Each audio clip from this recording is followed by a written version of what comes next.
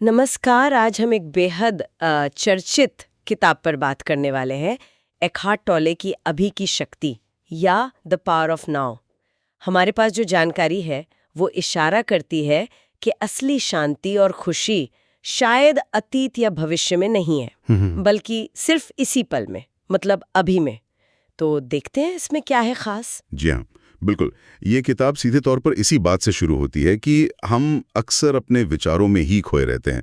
टोले इसे मनोवैज्ञानिक समय कहते हैं, मतलब या तो अतीत का पछतावा या फिर भविष्य की चिंता। हाँ हाँ। और टोले के अनुसार भाई यही हमारे दुख का, हमारी तकलीफ का मुख्य स्रोत है। अच्छा। दिलचस्प बात यह है कि ये किताब हमें चुनौती देती है। क्या हम अपने लगातार चलते विचारों से थोड़ी दूरी बना सकते हैं? क्या ये मुमकिन है? ये तो गहरा सवाल है।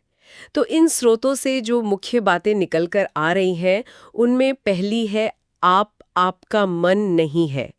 इसका मतलब ये हुआ कि हम सिर्फ अपने विचारों का जोड़ नहीं है, उन्हें बस देखा जा सकता है आते जाते। हाँ बिल्कुल, बिना उनसे पूरी तरह अपनी पहचान जोड़ें। और ये सीधे तौर पर जुड़ता है इस विचार से कि भी वर्तमान क्षण ही सब कुछ है। एक जगह कहा भी गया है, गहराई से महसूस करें कि वर्तमान क्षण ही वो सब कुछ है जो आपके पास है। सही बात है। अतीत तो याद है, भविष्य कल्पना, असलियत तो बस अभी है।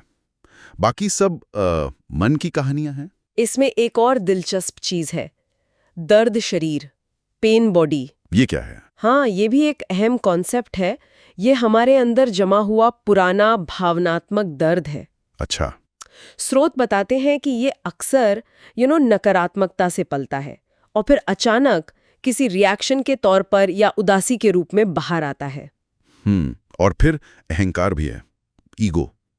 टोले से हमारी एक झूठी मनगढ़ंत पहचान बताते हैं जो अतीत और भविष्य पर टिकी है। बिल्कुल, ये दोनों ही चीजें, दर्द शरीर और अहंकार, इस बात पर जोर देती हैं कि कैसे हमारा मन हमें इस पल से, अभी से दूर खींचता है।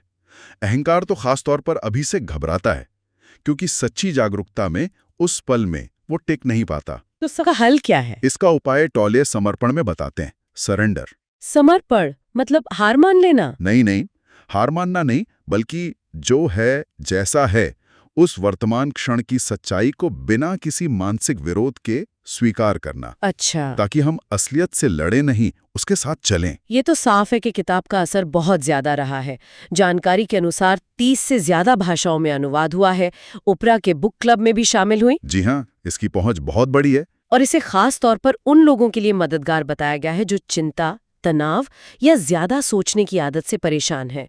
ये शायद जीवन के गहरे मतलब ढूंढ रहे हैं। निश्चित रूप से इसका जो मूल संदेश है वो माइंडफुलनेस और ध्यान के अभ्यासों के बहुत करीब है।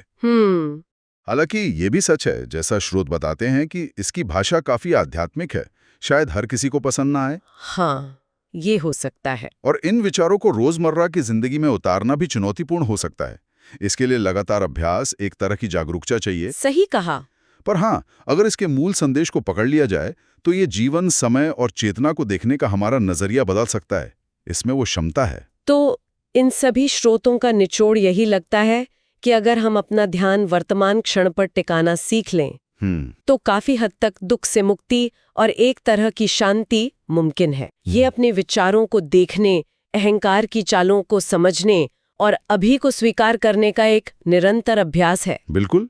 और यहीं पर एक सवाल उठता है, जिसे स्रोत भी छूते हैं, क्या ये वाकई संभव है? क्या हम सच में अपने मन में जो लगातार शोर चलता रहता है विचारों का, उससे थोड़ा पीछे हट सकते हैं? और उन्हें बिना अच्छा बुरा कहे, बिना जज किए, सिर्फ एक साक्षी की तरह देख पाएं? ये सोचने वाली बात है। हाँ, ये अपने आप में गहराई से सोचने और शायद अनुभव करने की बात। कि भाई कंटेंट पसंद आया तो लाइक करें, चैनल सब्सक्राइब करें ताकि आगे की समीक्षाएं पहले मिले, और कमेंट्स में बताएं अगली किताब कौन सी हो।